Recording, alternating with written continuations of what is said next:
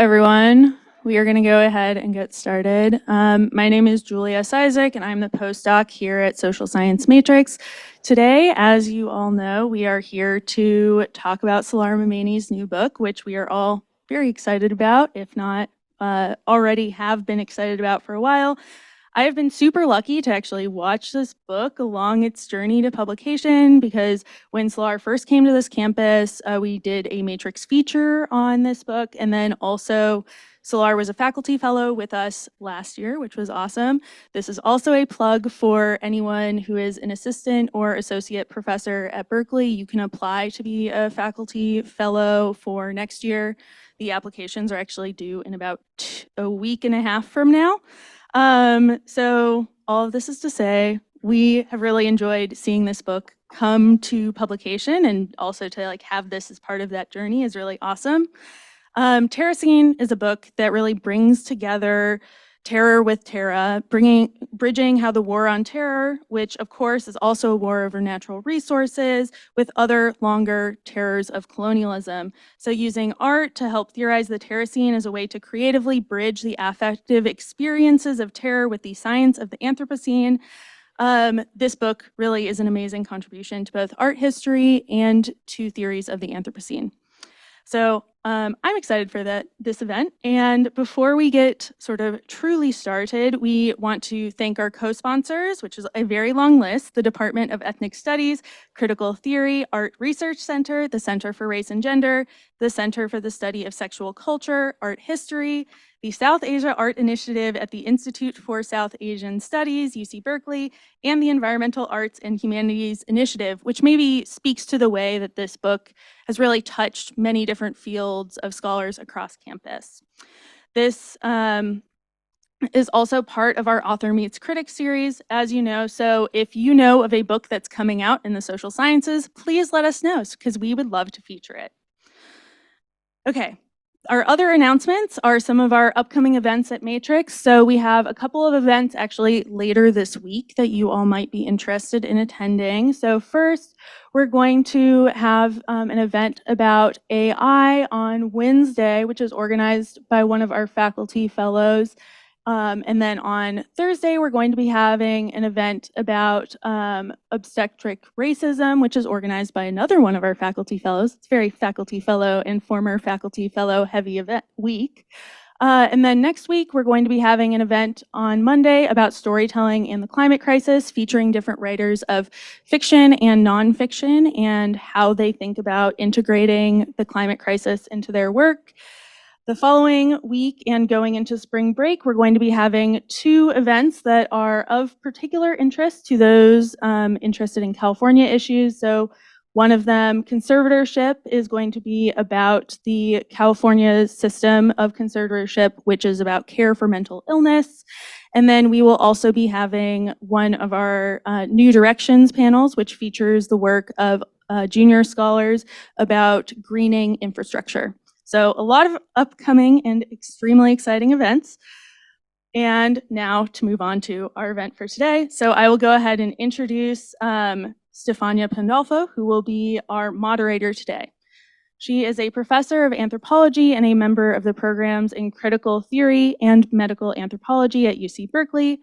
Her work centers subjectivity, imagination, trauma, and the experience of madness, with a focus on the Maghreb and Islam, and in conversation with psychoanalysis and Islamic thought. In recent years, her research and writing have reflected on forms of the subject and ethics straddling psychical, political, religious, and aesthetic processes and vocabularies. She is currently working on a book on aesthetic experience, violence, and psychic pain based on her ethnography and on collaborations with a number of artists. So without any further ado, I'm going to turn it over to Stefania to introduce Salar.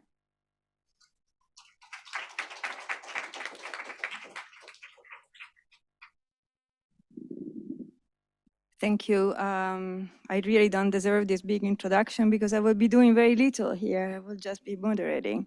But thank you. It's a great honor, actually, to be here and participate, even maybe a little bit later, a little bit more, to the discussion about Terracene, which is a really remarkable work that spans many fields, but also that attempts to give us a vision of aesthetics that is transformative and profoundly important in this moment. But let me just begin to say a few facts about Salar. Salar Mameni is both an artist and a scholar, and he says so at the beginning of his book, which he tells us how he sort of moves between different genres in writing these books. And the sensibility of the artist is present from beginning to end. He's also an assistant professor in the UC Berkeley Department of Ethnic Studies and an art historian by training, specializing in contemporary transnational art and visual culture in the Arab Muslim world with an interdisciplinary research on racial discourse, on transnational gender politics, militarism, oil cultures, and extractive economies in East Asia. He was formerly a UC president, a UC president's postdoctoral fellow in feminist studies at UC Santa Cruz. And he has a PhD in art history from the University of California, San Diego, and a BFA in fine arts from the the Emily Carr Institute of Art and Design. He's published articles in Resilience, Science, Women and Performance, Al Raida Journal, Fuse Magazine, Philip Review, and Canadian Art Journal. Salar's first book, Terracene, that we will discuss today, A Crude Aesthetics, Duke University Press 2023, considers the emergence of the Anthropocene as a new geological era in relation to the concurrent declaration of the War on Terror in the early 2000s. And playing on words, terror and terra, it proposes the term Terracene and terrans as for the inhabitants, so the Terracenes, in order to think the planetary in conjunction with ongoing militarization of transnational regions under terror. Terracene engages contemporary art and aesthetic productions, and particularly those artists that most directly speak to the sensibility and the various material inscriptions in the body and on the senses of the author. So both arbitrary, personal, and yet profoundly connected. And paying particular attention to artists navigating the geopolitics of petrocultures and climate change. Research for his second book, and I want to mention this because it's to me, it's important. It emerges from the first book in a very interesting way, engages histories of medicine, and in particularly of trans medicine and the endocrine system. So he's currently conducting archival research to understand visual representations of fluid bodies within Islamic manuscripts prior to the rise of the scientific discipline of endocrinology in the early 20th century. And in fact, to some extent, his research in manuscripts within the Islamic tradition is very present at the very beginning of the book, right? With the creation story. His research has been supported by the Hellman Faculty Fellowship and the Social Science Matrix. And I wanted to say literally 2 words before beginning the discussion of the book. At several points in his powerful and moving book, Salar cites Walter Benjamin's adagio, fiat ars pereat mundus, create or may come art and the world be destroyed. It is a quote from the conclusion of Benjamin's famous essay, The Work of Art in the Age of Mechanical Reproduction, published for the first time in 1935, where Benjamin returns to the site of war, World War I, and the lurking preparation of World War II through the rise of fascism. All efforts to render politics aesthetics, right, Benjamin, culminate in one thing, war, and conclude, fiat ars pereat mundus, says fascism, and as Marinetti, the futurist writer, poet, admits, expects war to supply the artistic gratification sense of perception that has been changed by technology, continues Benjamin. This is evident in the consummation of l'art pour l'art, It is self-alienation, Benjamin says, that has reached, its self-alienation has reached such a degree that that mankind can experience its own destruction as the aesthetic pleasure of a first order. This is the situation of politics the fascism is rendering aesthetic. Communism, or what Benjamin called a redeemed humanity in other places, responds by politicizing art. And this book is an attempt to politicize art on this thin line where one could slip into fascism and one doesn't, in which there is always a risk, which is also a risk of self-dissolution. There is the risk of disappearance. There is the risk of becoming crude. And it's a book that it has, as you know, the discussants will talk about, I'm sure, a first part that is in the mode of critique, that establishes what is a terrorist, a regime of terror from within which certain have not right to the possibility of expression in any way and have been targeted and reduced to resources.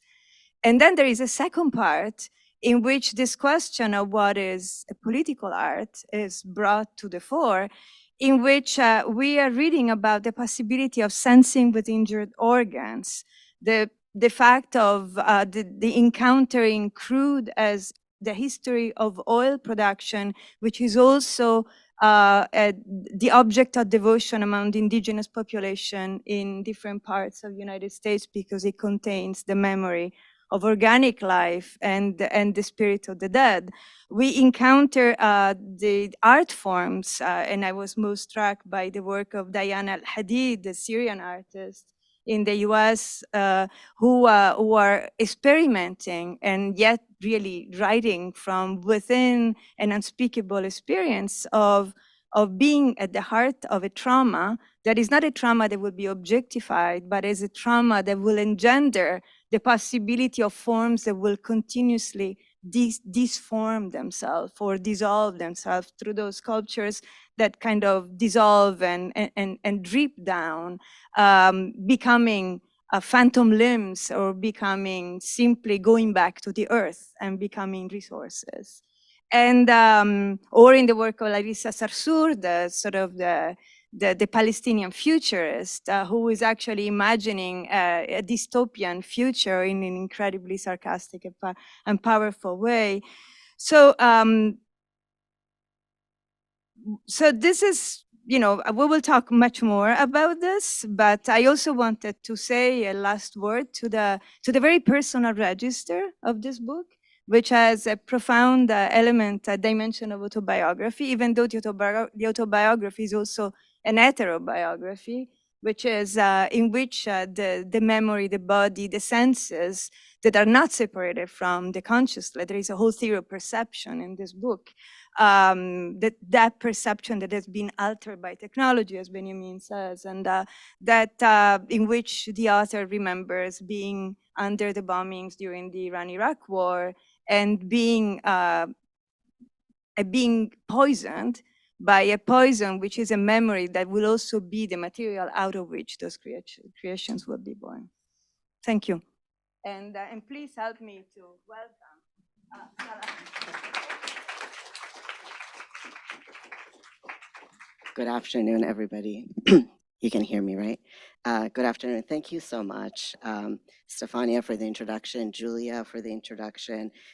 It's really an honor to be in conversation about the book with my colleagues at UC Berkeley, Professor Pandolfo, Professor Ray, and Mayanthi Fernando, who's coming from UC Santa Cruz to join us for this conversation.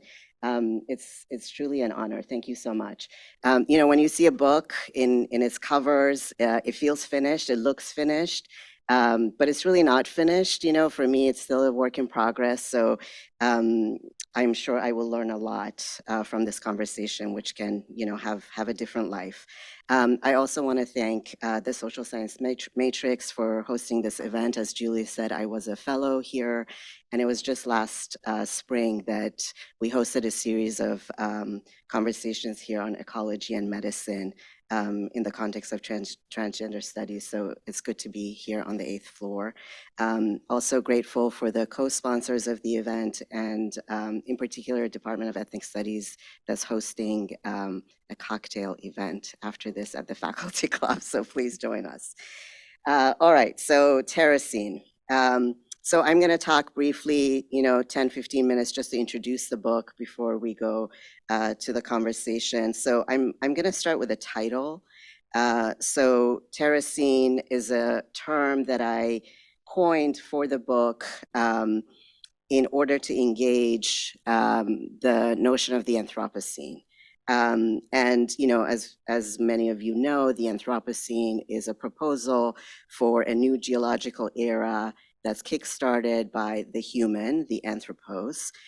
It was a term that was proposed by Paul Cruz and Eugene Sturmer, who wanted to repopularize the term. It was already coined prior to the 2000s. They wanted to propose that as being a term that could be adopted for our new geological era. So from the beginning, when the term was proposed, it came under, criticism from many different disciplines. And in the humanities and the social sciences, the term was taken up by, in particular, feminist, critical race and indigenous studies scholars as having quite a lot of shortcomings, in terms of creating a homogeneous concept of the human, the Anthropos, proposing that the human species is this kind of homogeneous concept. So there were a lot of different kinds of critiques that were that engaged the concept of the Anthropocene. I'm going to give you 4 of those just to kind of as a refresher to the critiques of the Anthropocene. So first, the concept was criticized for the fact that the concept of the human is a racialized idea. Okay, so it's a racialized construct that doesn't include, most humans and non-humans. So it's a category that's a racializing concept. Secondly, this construct of the human is political. Okay, so it was a concept that allowed European colonizers to colonize lands across the globe, to kind of extract resources and do so in the name of the human. What was deemed to belong to the human. Third, this concept of the Anthropocene, kind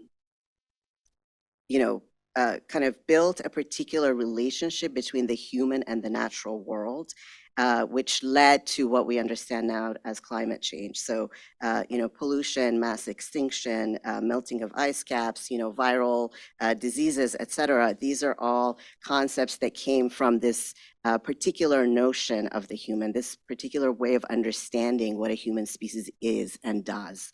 And fourth, the critique was, well, this concept doesn't stand in for all of humans, right? There's a particular angle that this concept takes. There's a particular edge that it has, or in the words of Sylvia Wynter, it's a genre of the human that's being engaged in the concept of the Anthropocene, that Anthropos, and that this European genre of the human is placing a huge multi-species categories of peoples and things at risk. So there's an imbalance of an imbalanced distribution of risk that's being produced through this concept. So these critiques already existed when I came to the concept. The Anthropocene literature already had much of this critique and more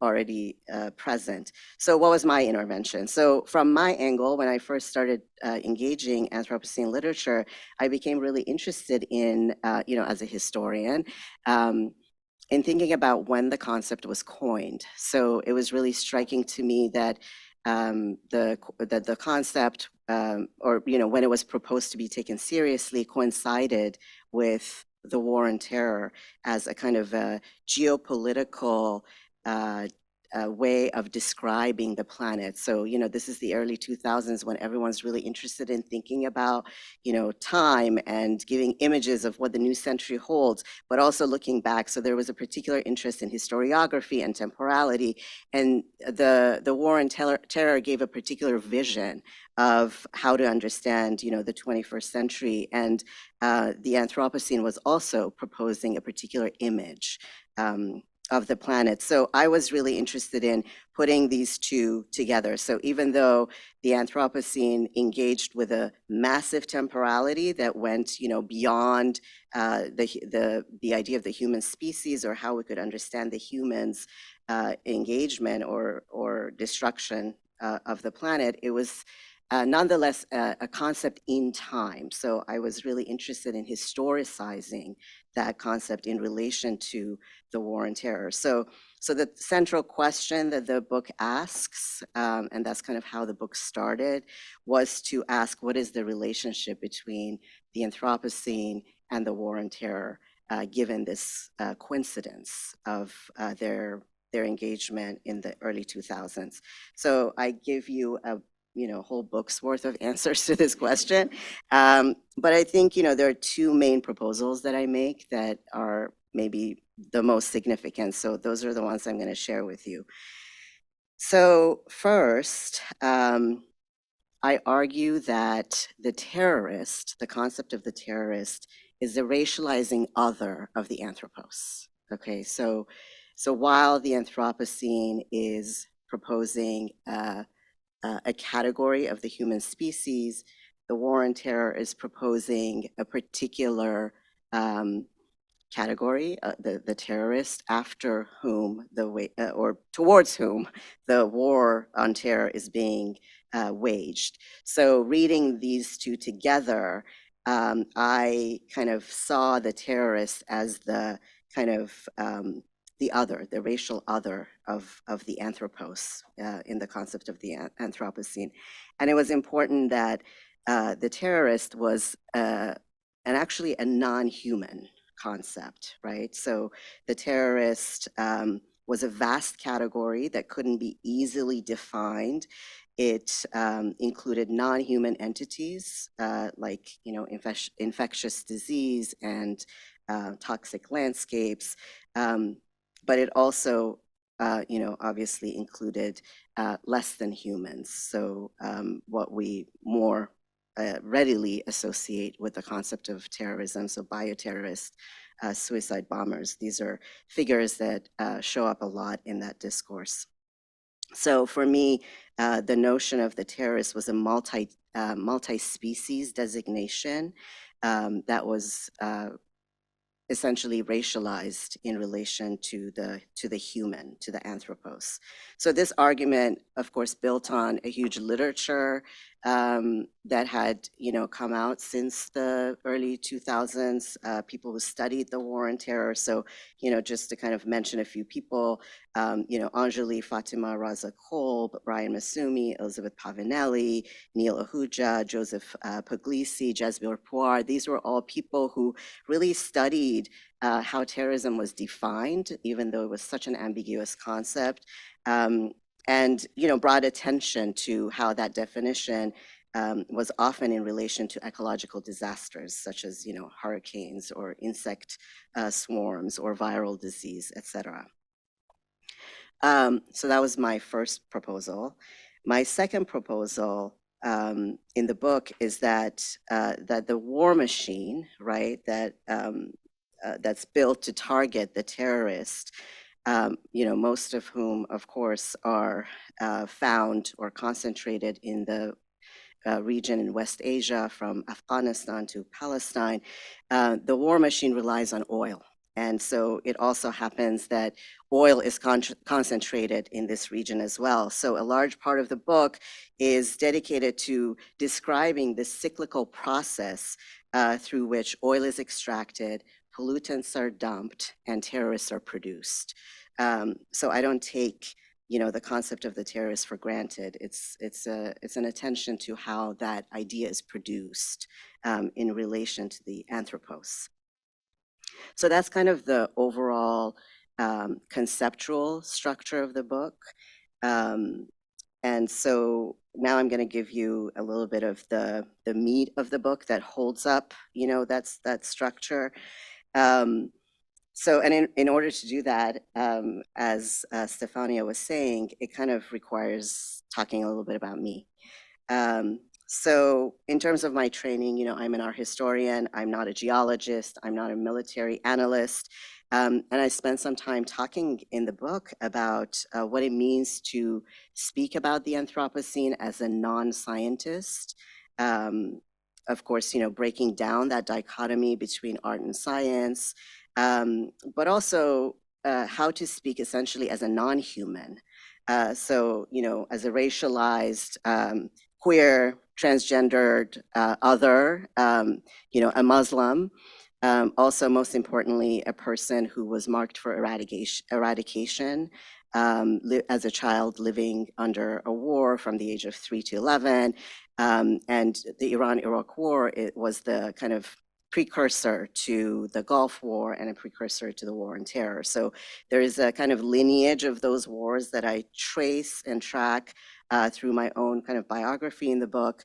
And so due to, this personal biography, I kind of talk a little bit about what it means to gain an aesthetic education, gain a sensorial education in relation to war, and what it means to read the world through that sensibility.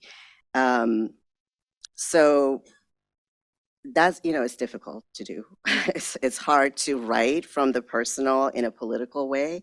And so I developed, 3 narrative strategies, or, maybe what I'll call methodologies to do that work. And maybe there are more, but I'll share these with you.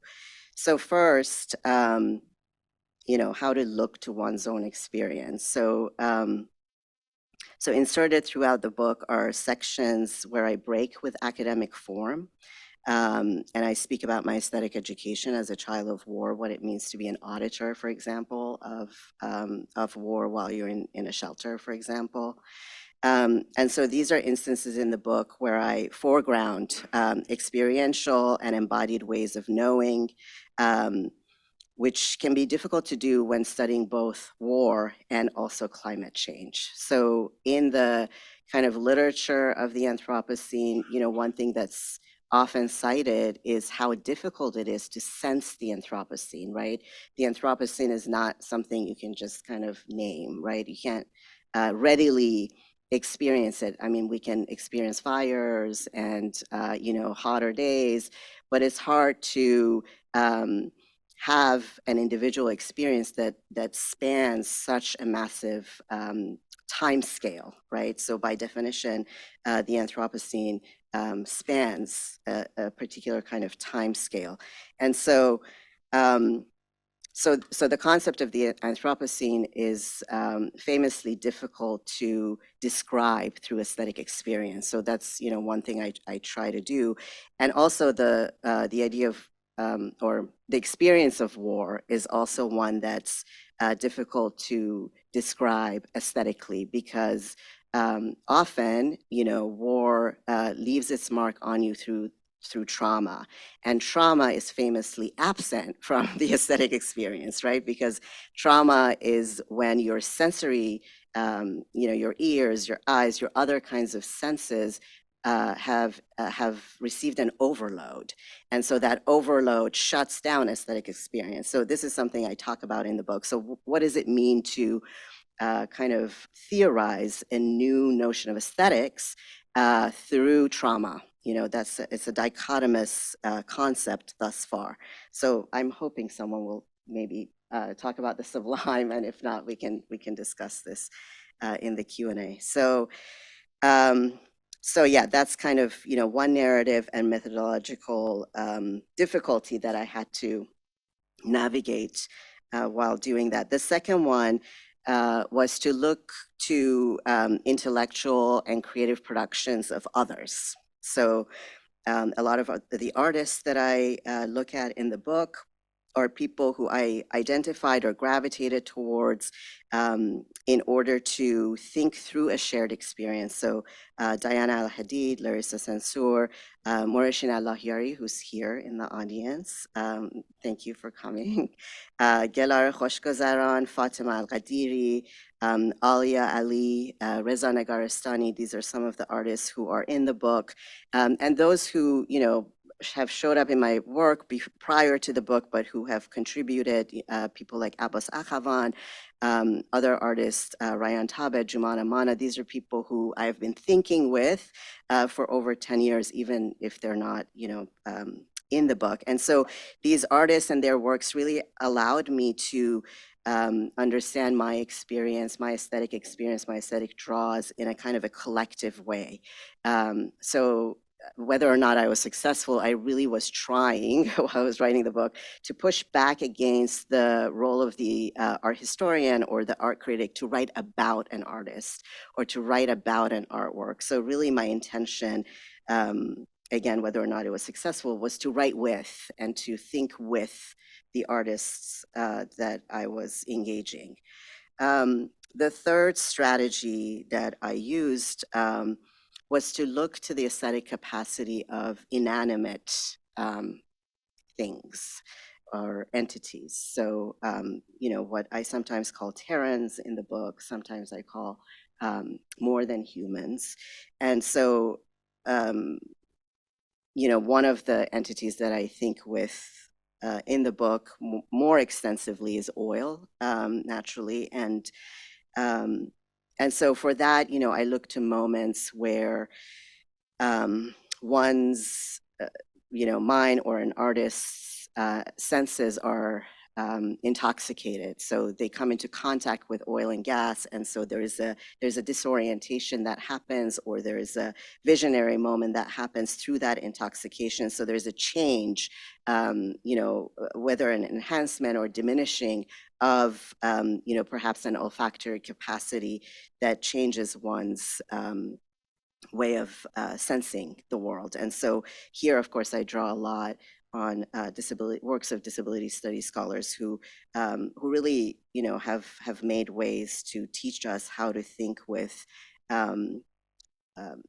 senses that are not common, for example, to all, which is how aesthetic theory often talks about, the sensus communis, which is what gives you aesthetic experience. So, people like Mel Chen's work, for example, really, opened some avenues of thought for me in this realm. And I'm almost done.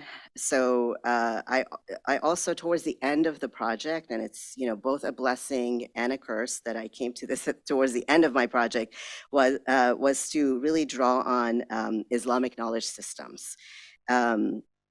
And what drew me to some of that work was the way that Islamic cosmologies and ecologies really decentered the human. So it was a non-anthropocentric way of looking and perceiving and thinking about the world. A kind of for me, it was a re-understanding or relearning of what it means to think with sacred landscapes, what it means to think with theocentricity.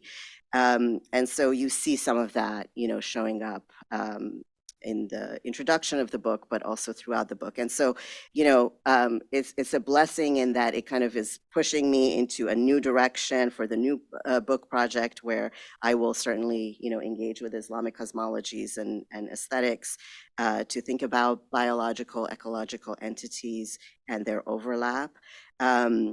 But the fact that I kind of didn't think with that from the start, I feel maybe the book would have been somewhat different had I done that since the beginning. So okay, just by way of summary, just a few words.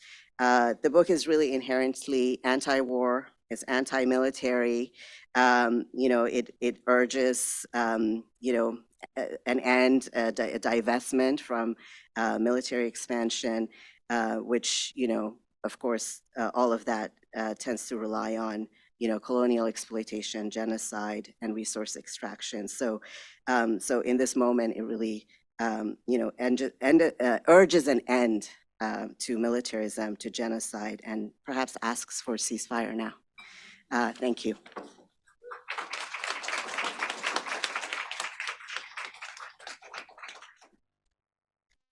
Sugata is associate professor of South and Southeast Asian Studies and Architecture in the Department of History of Art and South and Southeast Asian Studies, and is also director of the South Asia Art Initiative and the Climate Change Initiative at the University of California, Berkeley. His research and writing focus on climate change and the arts from the 1500s onward. His recent books include Climate Change and the Art of Devotion, Geoaesthetics in the Land of Krishna, 1550-1850. It was published in 2019 and awarded the Society of Architectural Historians of Great Britain, Alice David Hitchcock Medallion, and the American Academy of Religion and the Arts Book Award. And another book, Water Histories of South Asia, The Materiality of Liquescence, which was co-edited in 2020. He's currently writing a book on the question of the animal and animality in the early modern period, and is co-editing Ecologies, Aesthetics, and Histories of Art that will come out in 2024.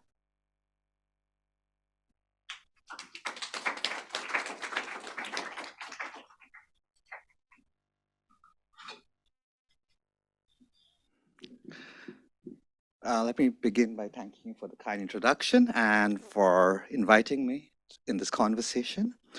I'll just begin. Capitalocene, Plantationocene, Technocene, Homogenocene, Corporatocene, Eurocene, Anthropocene, Plasticene, Thermocene, Pyrocene, even White Supremacocene. Thanks, Nick Mirzoff, for that one. Monikers ad infinitum.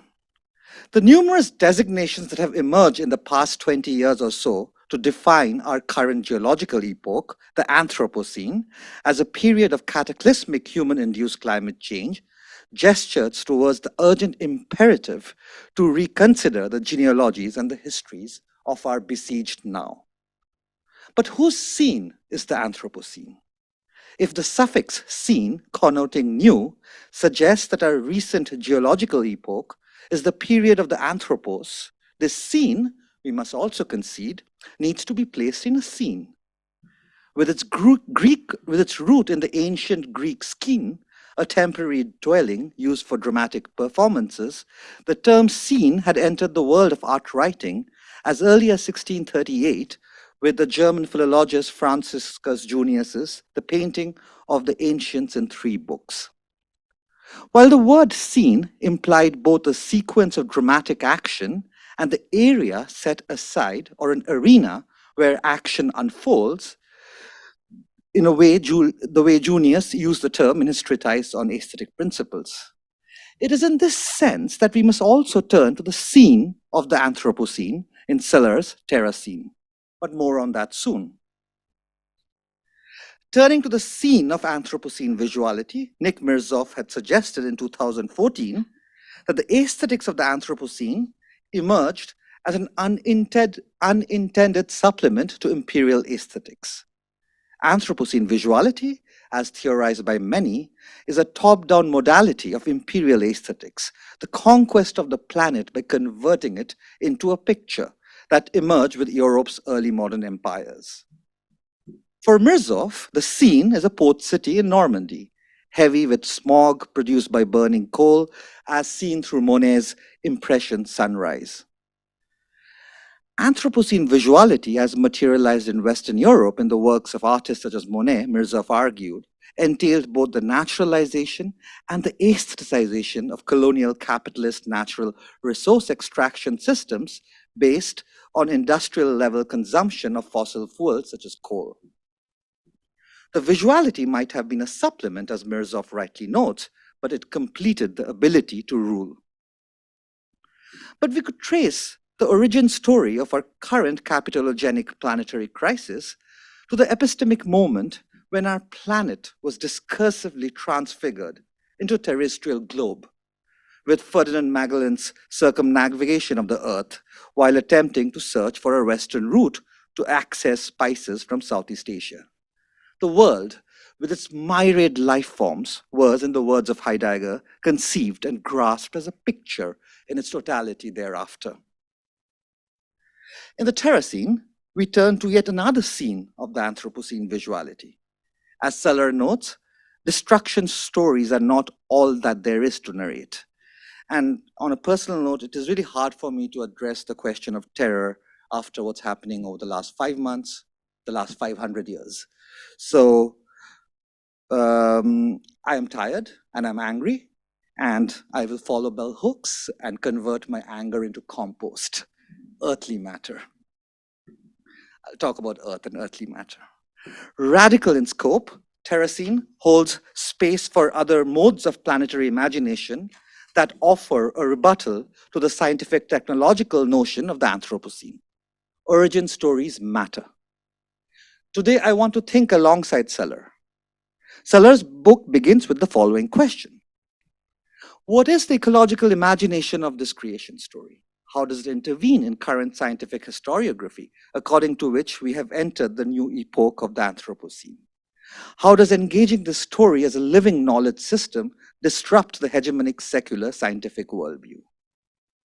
Indeed, our embattled ecological present requires new art histories aligned with other registers of thought beyond narratives that solely focus on the global history of post-1500 European imperialism that impelled the annihilation of human and non-human life on an unprecedented worldly scale.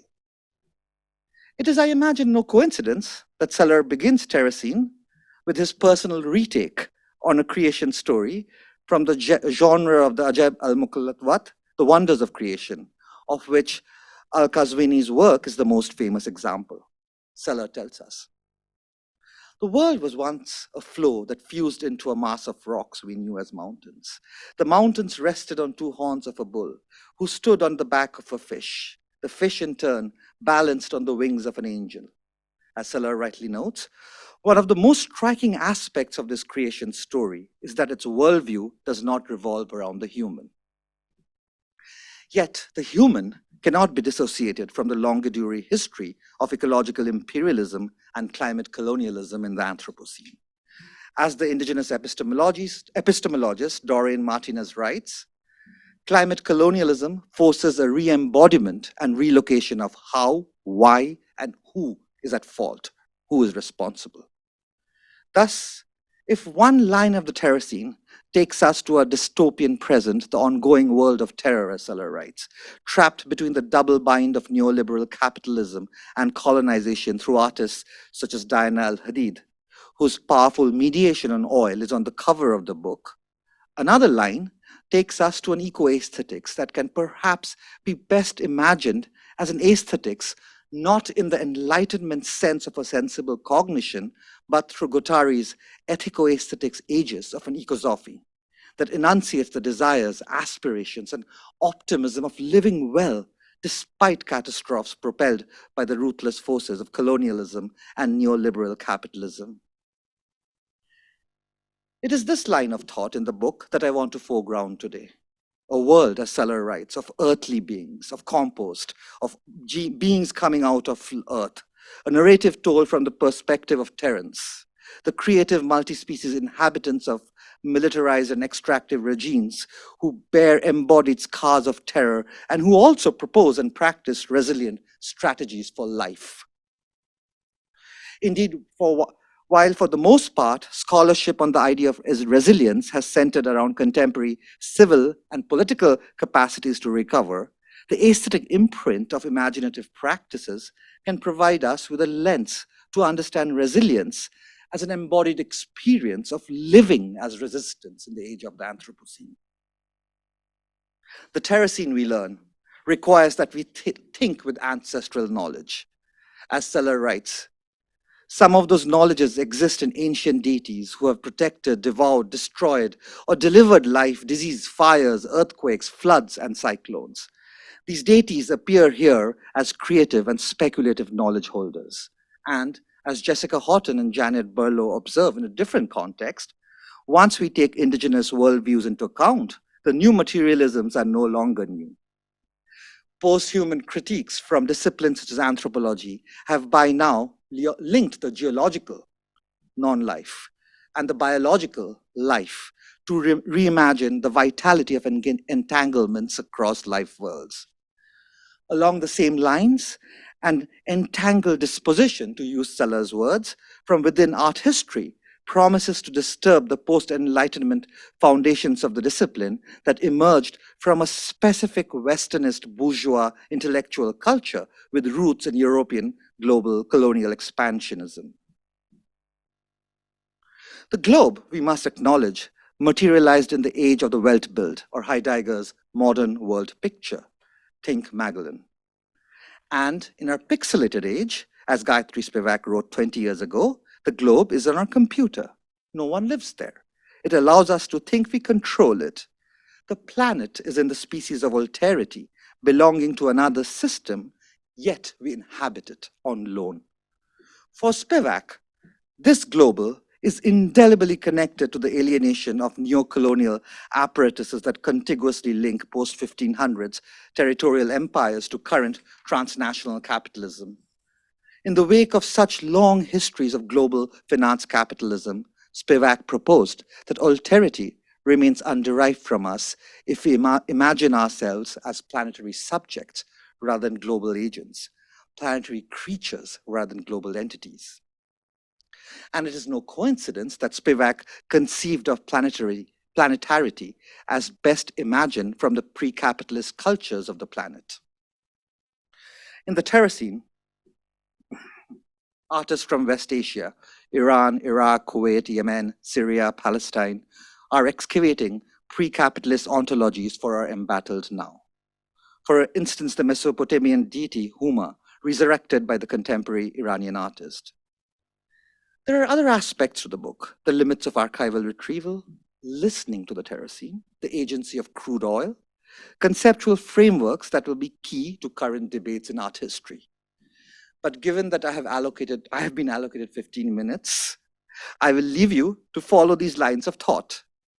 Neither do I want to rehearse the histories of matter, material, and materiality and imagination enunciated through images, films, intimate conversations, and archival research that Salar emphasizes.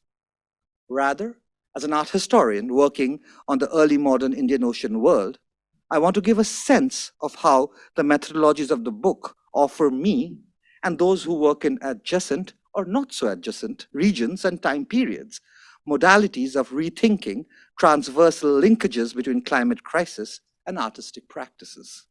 In other words, the book's impact on current disciplinary questions.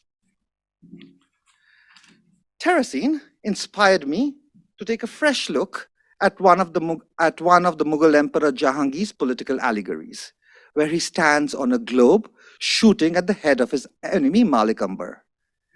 I'm currently writing a book on Jahangir, and for that reason, very self-interested one, I must admit that Salar's retake on this old Islamic cosmological concept of the world fish on which the earth rests through the intermediation of the cosmic bull intrigued me. Painted by Abul Hasan in around 1620, in this instance, the cosmographic origin story shared across the Islamic Indian Ocean world that stretches from West Asia to South Asia is represented with the latest European scientific achievements, the globe. Think Magellan's circumnavigation of the world and the concomitant creating of the world as a picture.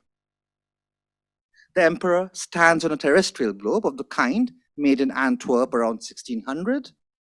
The globe is placed in turn on the back of a naturalistic bovine with its head turned in Europeanized foreshortening, and both Jahangir and the bull stand on a fish, a nature study in the manner of Giorgio Liberale from Udine.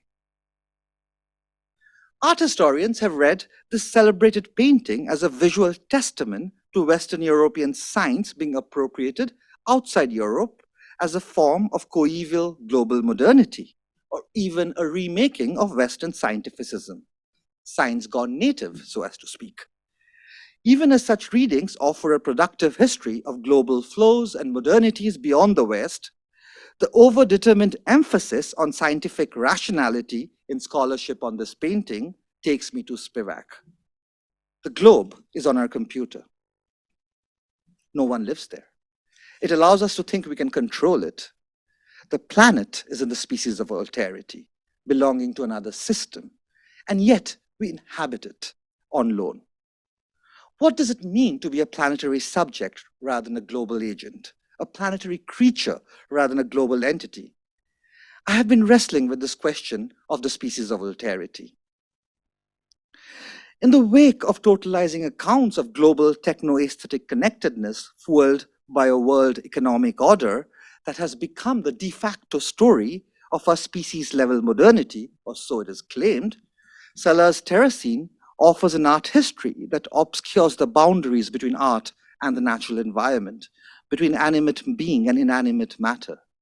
Salar's propositions on the vitality of matter and material in a catastrophic time when environmental precarity has etched its mark on every aspect of life, I would argue, opens new passages for art histories. Passages that take seriously intellectual traditions outside of post-Enlightenment Western Europe, where the fuzziness of human, non-human assemblages were commonplace. And that is only one aspect of the Terracene. I invite you to explore the many other passages the book offers to provincialize Deepesh Chakraborty's hyperreal Europe, that Europe, reified and celebrated in the phenomenal world of everyday relation of power as the scene of the birth of the modern. Thank you. So Mayanthi Fernando who's here from Santa Cruz, I think, for this event, is associate professor of anthropology at UC Santa Cruz, where she's also provost of the Cruz College, a living learning community for undergraduate students. Her research interests include Islam and secularism, non-human entanglements, and more than secular multi-species ecologies, histories of the body, liberalism and the law, and gender and sexuality. Her first book, The Republic Unsettled, Muslim French and the Contradictions of Secularism, Duke University Press, 2014, examined the intersection of religion and politics in France, alternating between an analysis of Muslim French politics, ethics, and social life, and the contradictions of French secularity, laïcité, that this new Muslim subjectivity reflects and refracts. She's currently working on a second book titled Beyond the Anthroposecular, on the co-imbrication of secularity in the Anthropocene and how secular moderns might conceptualize and cultivate multi-species world-making otherwise. She has held residential fellowship at the Institute for Advanced Studies in Princeton and the School of Advanced Studies in Santa Fe, and she has published in a wide array of academic journals and non-academic venues. So thank you, and I leave this to you. So first, let me thank Salar, Julie, and Charles for this invitation to comment on Salar's wonderful book, Terracene, A Crude Aesthetics. It is a particular pleasure for me because I first met Salar and encountered this work many years ago at the Center for Cultural Studies at UC Santa Cruz. And one of the great pleasures of being a scholar, because it's certainly not the salary, one of the great pleasures of being a scholar truly is witnessing a fellow scholar's project move from its initial stages to book form. So I'm really thrilled to be here commenting on Salar's work in final form. Though final form is perhaps a misnomer, since one of the things that Salar does so beautifully in this book is open up rather than definitively answer a set of important questions. What exactly is the Anthropocene, and what political work is that term doing? To what or whom does Anthropos refer? How might we imagine the human differently, more capaciously? Or is the human too racially overdetermined a concept species? With what new terms should we reimagine and remake the world? And what about the scene in Anthropocene? How do we better account for and listen to the existence in this scene, this geological time space, the terrains of this terra? Playing on scene, C-E-N-E, and scene, S-C-E-N-E, might we approach the Anthropocene as a work of art as well as of history? What would an aesthetic approach to the Anthropocene look like?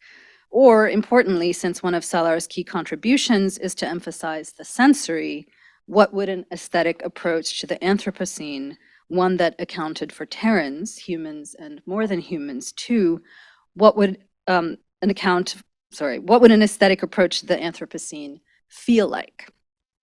Salar has already laid out the book's major interventions and arguments, so what I'm going to do in my comments is pick up a few threads to riff on. I'm inspired here by Salar's own poetic imagination and the connections made across objects, theories, and histories.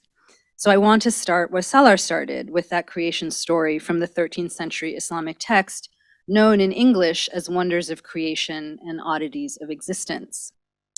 And this is a quote from the manuscripts in English.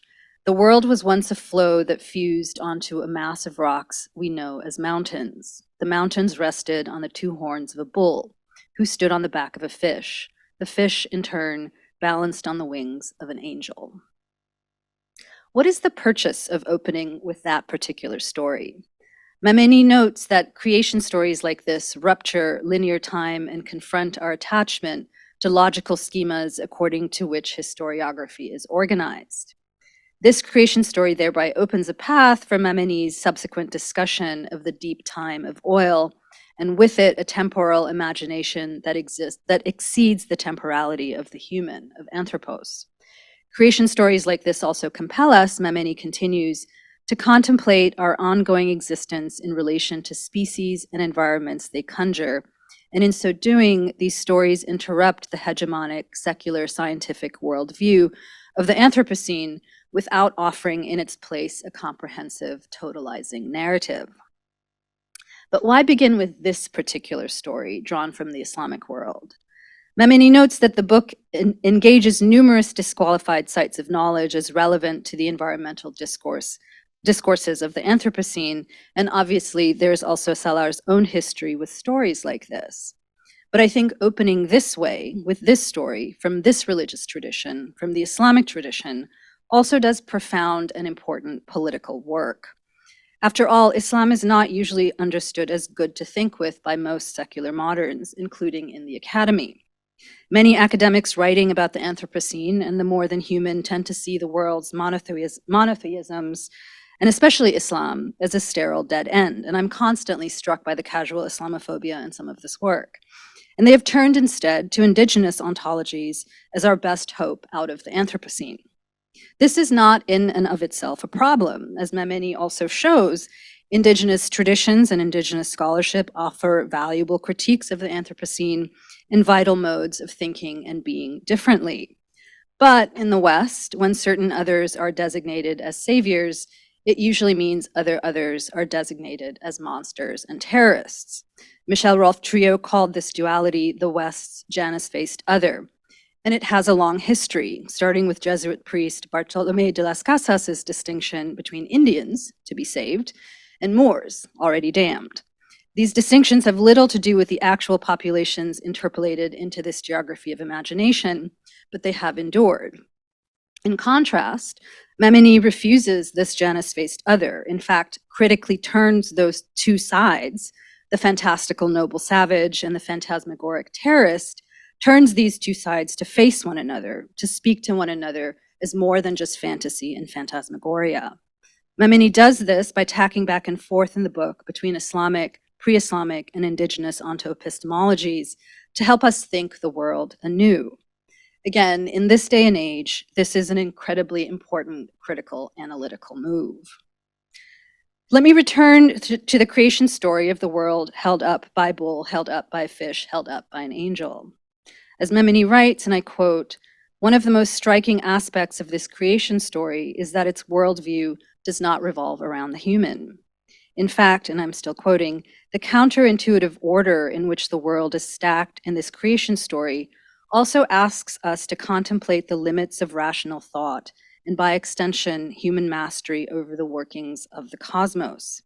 This creation story refutes the human's ability to fully grasp the world through verifiable knowledge. Instead, it appeals to our poetic, speculative, imaginative intelligence through which we can grasp what is known about the world," unquote.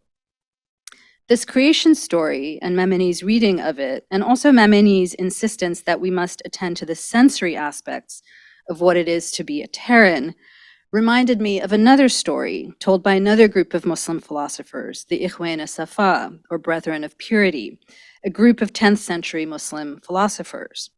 The Ikhwan authored a 52-volume encyclopedia on the mathematical, natural, and psychological sciences that included an epistle, the longest, called The Case of the Animals versus Man Before the King of the Jinn, in which animals contest humans' claims to mastery over them in the court of the jinn. The Ikhwan, ventriloquizing the animals, spend a great deal of time on animals' distinct physical form and sensory capacities. The epistle's 4th chapter, called On the Acute Sense of the Animals, holds that there are many animals with finer senses and sharper discrimination than humans, such as the camel, who finds his footing on the most punishing and treacherous pathways in the dark of night, I'm quoting here, or ewes, who can birth multiple lambs in one night, or those lambs who each finds its way to its dam without any doubt by the mother or confusion by the young, in contrast to humans, say the animals, for whom a month or 2 or more must pass before they can distinguish their own mother from their sister. Other chapters go into great detail about the physical form of various creatures, like the long tusks and great bulk of the elephant, or the delicate wings and tiny proboscis of the gnat.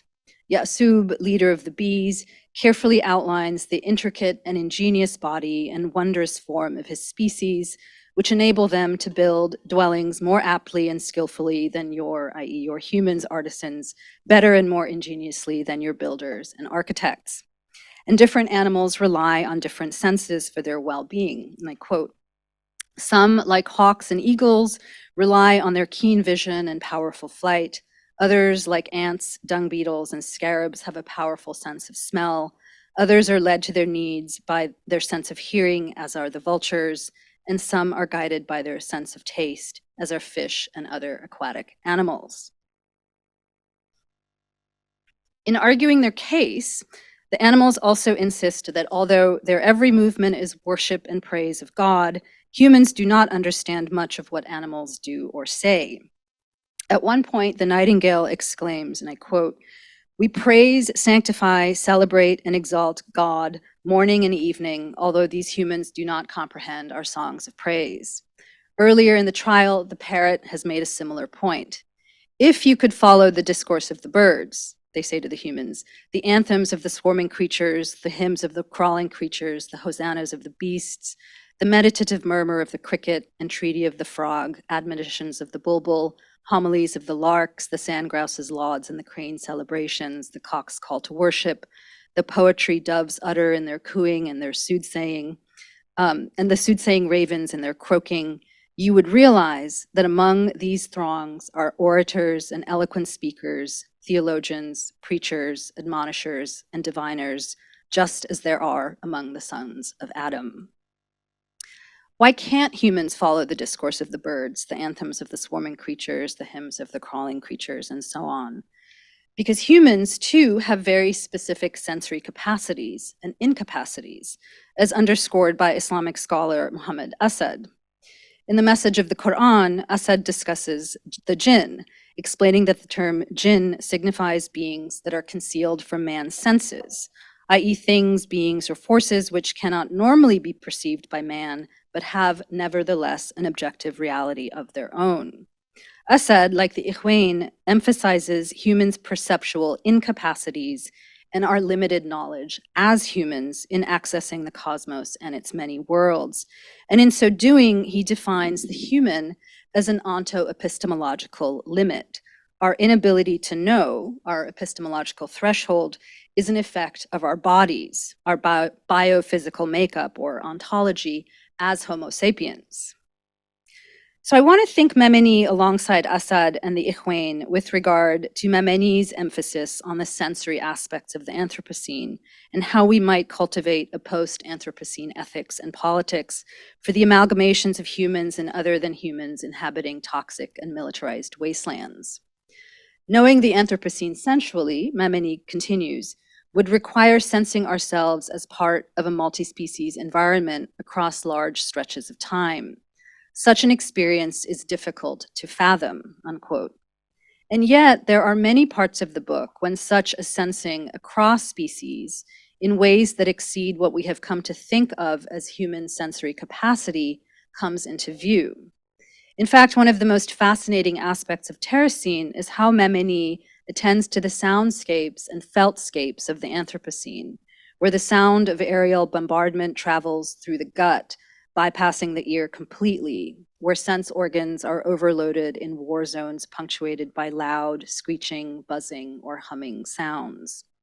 Mameni mostly focuses on human sensibilities, but we might extend that frame of analysis to more than humans as well, to the carrots wilting in pungent soils, the cats quivering under awnings, the goats lacking calcium, as Mameni describes in another chapter, the interspecies experiences of land and aerial bombardment of the Iran-Iraq War.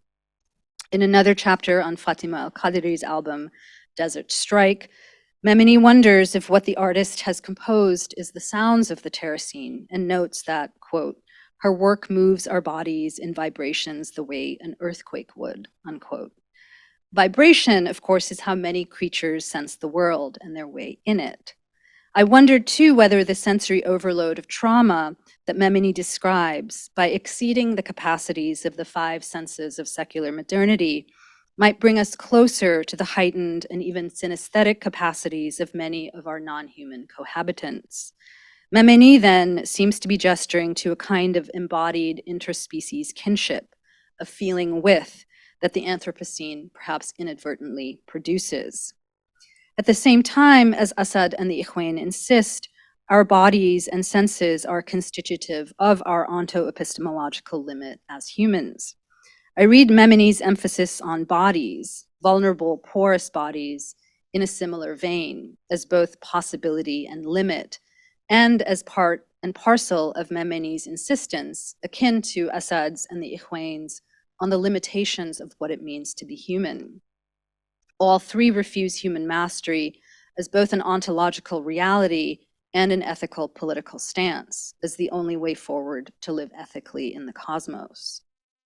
Given the very different disciplinary traditions these 3 figures across time, the Ikhwan, Assad, and Mameni, given the very different disciplinary traditions of these 3 figures across time, I want to end with a question to Salar about how to approach the secular more robustly and richly as analysts.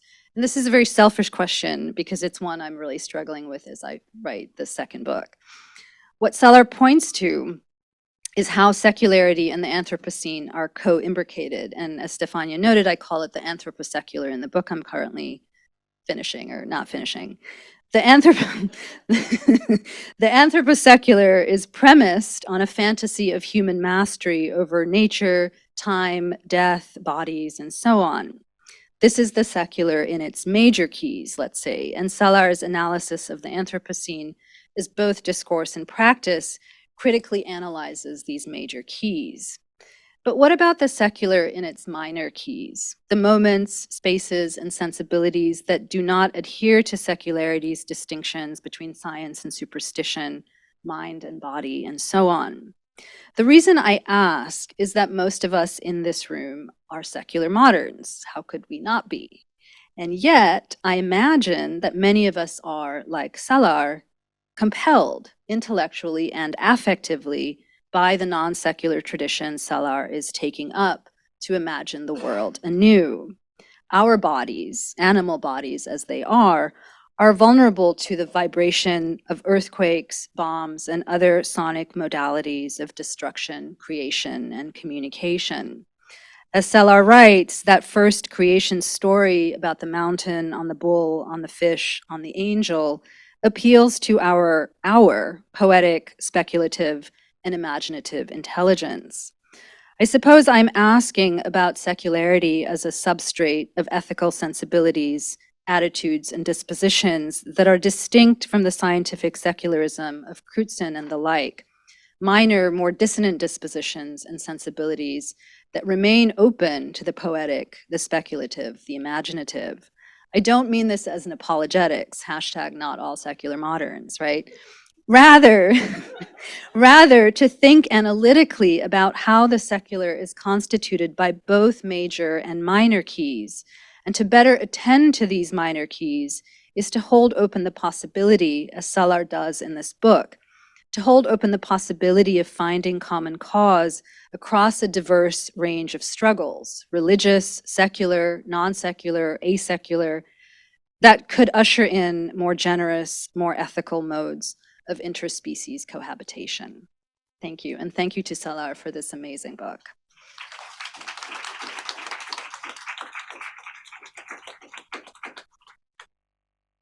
It's yours. Now this is, now I'm going to invite Salar to respond or to add whatever he wants to add. And then we'll decide. And then we'll decide. Okay. Thank you so much. Such rich responses. It's really incredible. So I think I'm going to start by not answering, but engaging, Mayanthi, your question around the secular. Yes, I think so. So how to approach... Not too much? Yeah, okay. It's fine? Okay. So how to approach the secular more robustly, right? So I think, you know, for me, the first way that I would think about this question, obviously, like not answering it, but like, you know, the first kind of way of engaging with the question is to think about, you know, famously, religion as a category is the invention of secularism, right? And so that dichotomy between the religious and the secular really just benefits the secular to define itself as the secular, right? And, you know, recently I'm going down some rabbit holes and I'm reading, you know, people who were writing around the Islamic Revolution and who were thinking about what it meant to engage Islam, you know, in the 60s and the 70s at a moment when, you know, Islam was totally discredited as a possible thought system to engage. And, you know, some of the proposals that I'm reading are questions around, you know, how we might think humanism, so liberal humanism, as a project that comes out of Greek modes of thinking gods, right? So liberal humanism takes up a particular relationship between the god and the gods, Greek gods, and the human, as defined in polytheistic modes of thinking. And so, you know, the person I'm reading is talking about how, you know, within the Greek theology, the gods are forces of nature and by definition antagonistic towards the human. And so liberty, this idea of liberalism, freedom, right, comes out of getting the gods off your back and becoming, you know, kind of independent and so on. And so there's a particular way of thinking the theos, the God, that creates the antagonist human who is trying to become liberated. And that is what remains with us in terms of liberal humanism, in terms of the kind of materialism of secular thought.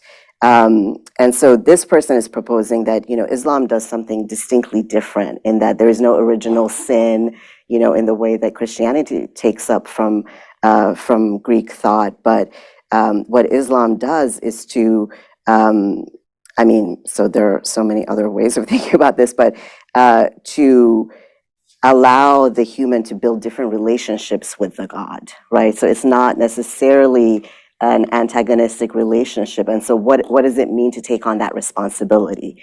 And, you know, alongside that, I'm reading, you know, Anna Gade, who writes about ecology in Islam. And, you know, she talks about, you know, passages from the Quran where, you know, the mountains are offered to take care of the world, you know, the other entities are offered that by God, and the mountains say, this is too much. I'm not doing this, right? The mountains are like, this is actually a huge responsibility. And so the human is the foolish one who says, okay, maybe I'll do this.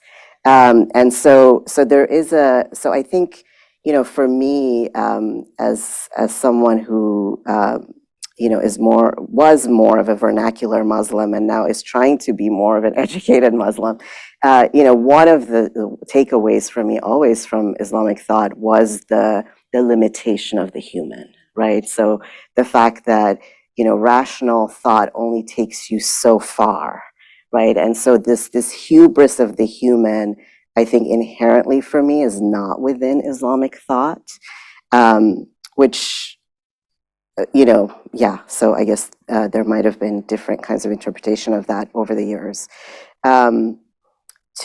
So maybe I don't know how to segue that into, Sugata's really wonderful reading of the book. But one thing that you said that really stuck with me was this idea of, the resilience of the living. And so at this moment, for the terra and for the non-human, for the amalgamation of multi-species beings that are deemed terrorist, living is an act of resistance, which is food for thought. It makes me think about how we define living, how we define resistance, how we are, of course, the liberal humanist horror, when it comes to acts of resistance that give up life, are basically based on this redefinition of what it means to be a living organism, the continuity between living and non-living. These are some of the things I talk about in the book, I think, in relation to Censur's work, and her reading of, that gray area or the rethinking of what it means to be a living being. So, yeah. Should I ask questions? No, if you have questions, you should ask questions to them. Otherwise, I have questions. Okay, let me think about questions. And I will take that privilege before I open. The Matrix podcast is a production of Social Science Matrix, an interdisciplinary research center at the University of California, Berkeley.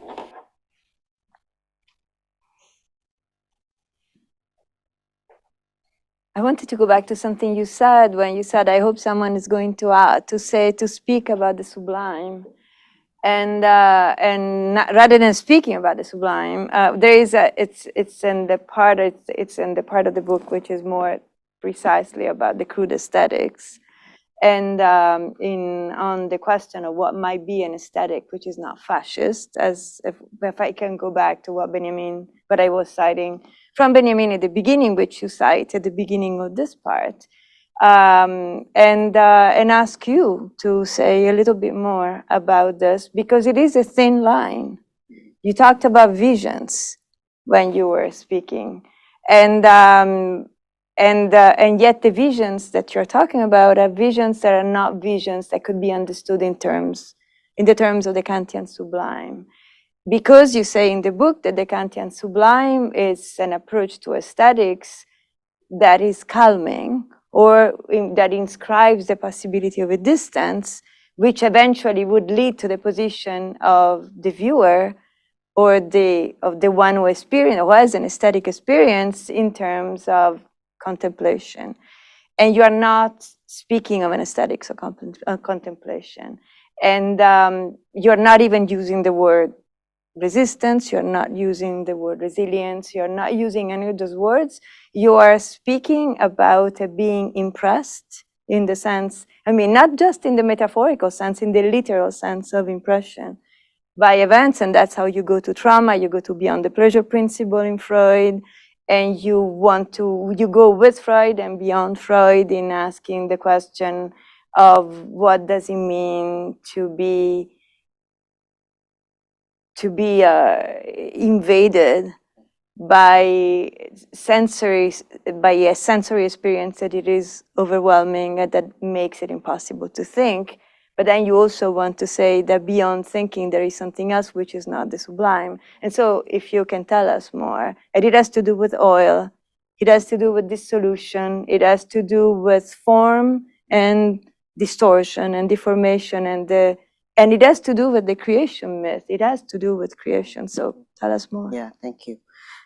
Yeah, I mean, I think when you think about aesthetics, so often there are these available concepts, that come from Enlightenment aesthetic theory. So sublime was or is a concept that is everywhere in the Anthropocene literature, because it speaks to that experience of awe. And so the Anthropocene is a disastrous kind of globe, and so you are in awe. And so that's the concept that's used often to describe the Anthropocene. Weirdly, it's also the concept that's used to describe war. So a lot of the literature, I cited in the book, talk about, 9/11 as like a sublime moment. And so I found that to be extremely problematic, and it assumed a particular viewer.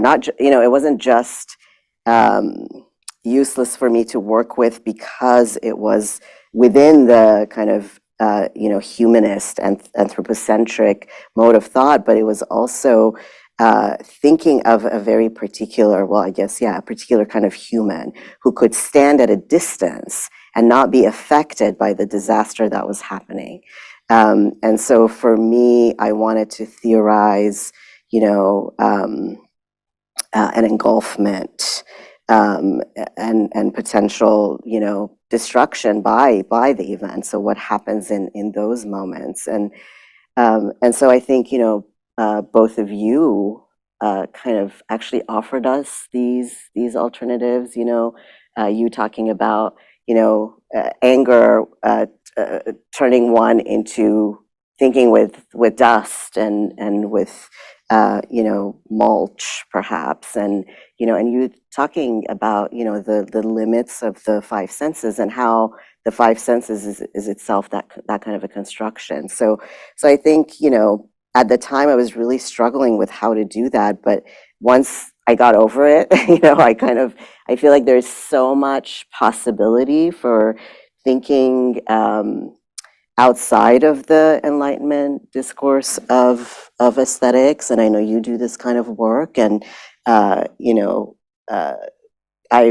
as you know, I read that section of your book where you talk about the jinn over and over again when I was writing about Morishing's work, because there's something about these kinds of entities such as the jinn that put pressure on what it means to limit the sensory to the visible world, right? And so it forgets about many other modes of being.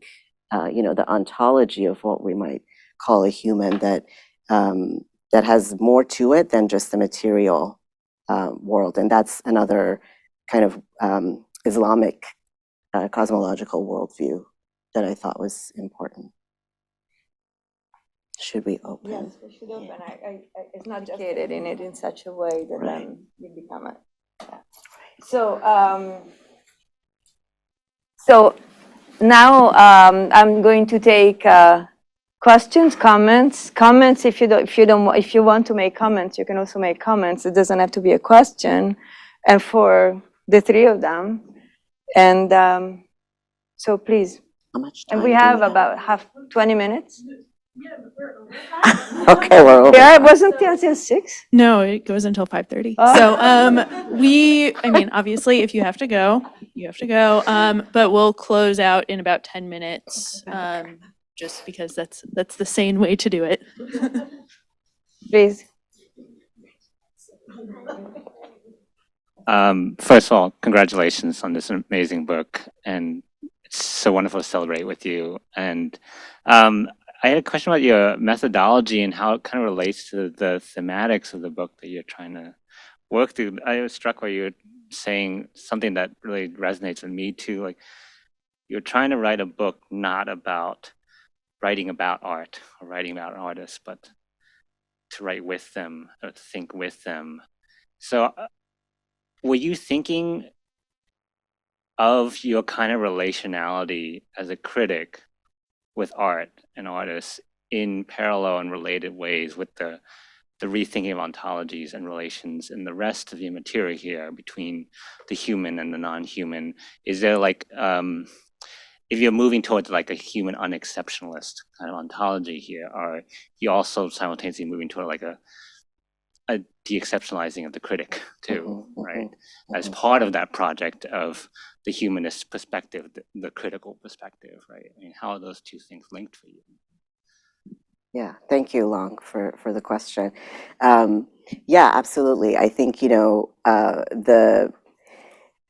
being the objective observer of anything, or being, sometimes I talk to students about, hovering above and looking at the world from above, forgetting that, you might fall, right? So having that kind of, perspective that's holistic, I think never served my project. And it was not something, obviously, feminist scholars, queer scholars do this. And so, but in terms of art history in particular, I really didn't feel like I had too many methods for not doing the kind of thing where you write about art.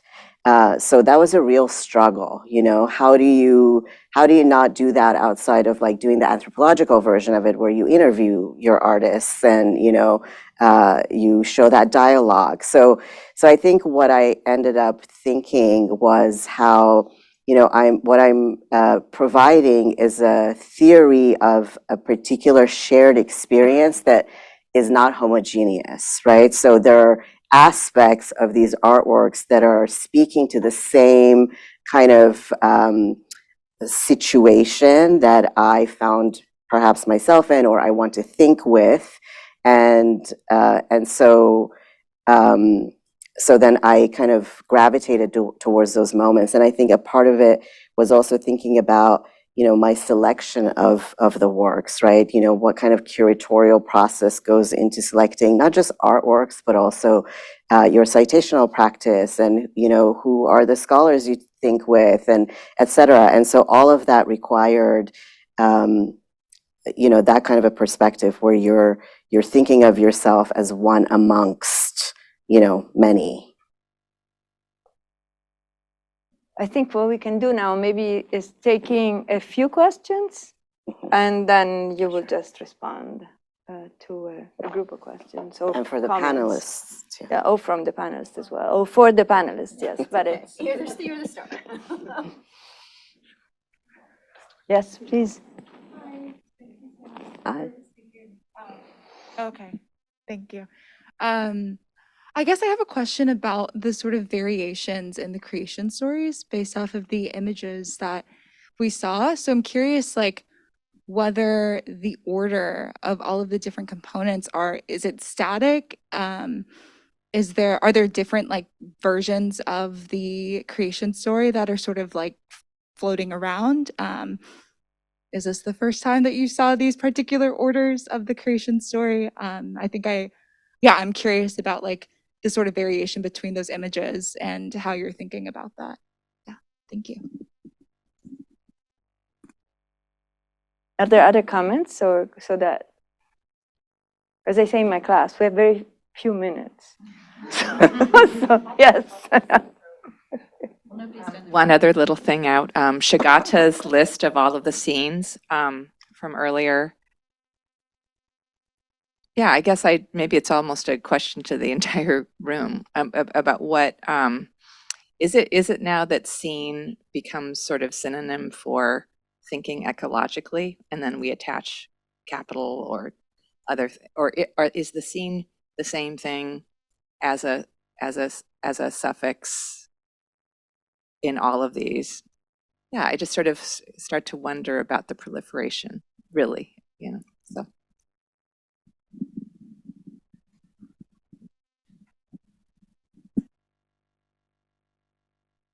Not everyone's done the reading, right? Yes, it's true. It's true. Yes. And we just have a few minutes, so we'll just maybe take these two. I didn't want to silence anyone.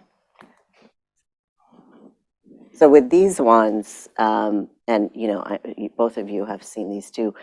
Yes, there are many other variations, and you can already see that. Like, I think we saw 3, and they're all 3 are different. I like that. I think there's something really interesting about that. And when I was writing my own creation story at the beginning, I did my own version of it, my own translation of it, because it's a living story. And so I think living stories lend themselves to variation. And so it's not a fixed idea. And so with Jahangir's, I think that's the first one I ever saw. And with that one, of course, the emperor, the emperor is standing on top of the globe. So he's actually creating a kind of anthropocentric version of something that was not anthropocentric to begin with, right? So I think He becomes the angel. He becomes the angel, right? Right. Yeah. Do you want to say more about No, that? and therefore I think what Salar's work does is opens up this question, because when we think of imperial systems, we think it's around the figure of the ruler, the emperor, the monarch, or whoever. But when I read this and go back to that, it sort of opens up ways of thinking alterity. And I think that's the productive aspect of this creative myth, that it's sort of unlike things that are fixed once they are written. Cultures, in pre-modern cultures, it's circulated, and even contemporary culture, it circulates across, and things change. Translations happen, different iterations happen, and that gives it the flexibility to have different meanings, whether it's and you see it across, you see it in Southeast Asia, you see it in Central Asia, you see it, so I think that's the creative part. And I think what Salar does is opens up a way of thinking about the Terracene in that way, to provincialize the figure of the emperor as well. And the scene. Did you want to say something about it? So I think all of us are trying to think about the scene through 2 words. One is the scene as the period, the Anthropocene, the Holocene. And the other word is the scene as in SCNE. Right? That's what you were also referring to, the scene, right? So I was talking about the scene as a space where theater happens. So if you look at the definitions, everyone is okay with the CENE.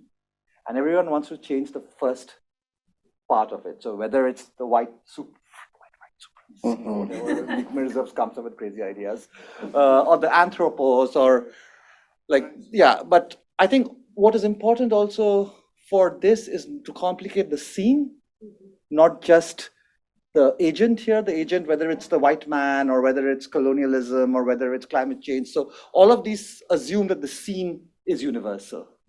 And I think that's the interesting part about, again, going back to this book, is questioning of where is the scene of the Anthropocene, and what does that mean to think about the scene of that?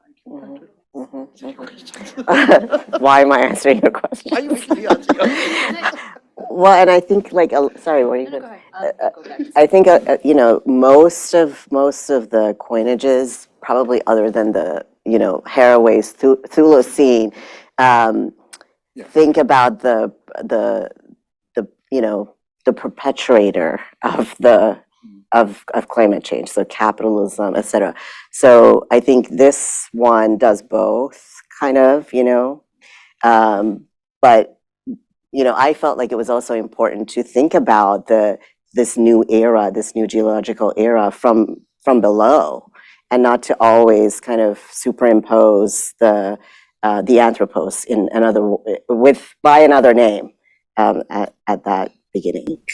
And I think the other thing, to go back to some of those, the angel on the bull, that whole thing, is that what you also see there with the disappearance of the human, or the lack of appearance of the human. A lot of these kinds of creation stories, and I don't know, call them mythological, whatever you want to call them, also presuppose that these non-humans have relationships with one another that are imperceptible to the human, right? And that, I think, is also really interesting to think with alongside the concept of the scene, because again, and I think this is what this book really does, is try to, what does it mean to think from below? And it also means that we are not part of many of these scenes. And so what does that then, how do we begin to think about that, right? So it's, I think that there are interesting ways in which those two questions are actually linked, right? And I think, your book just does, what I love about it is that it really does take humans also as bodies in a really profound and fundamental way. And so what are, Yeah. Maybe one more, Alan.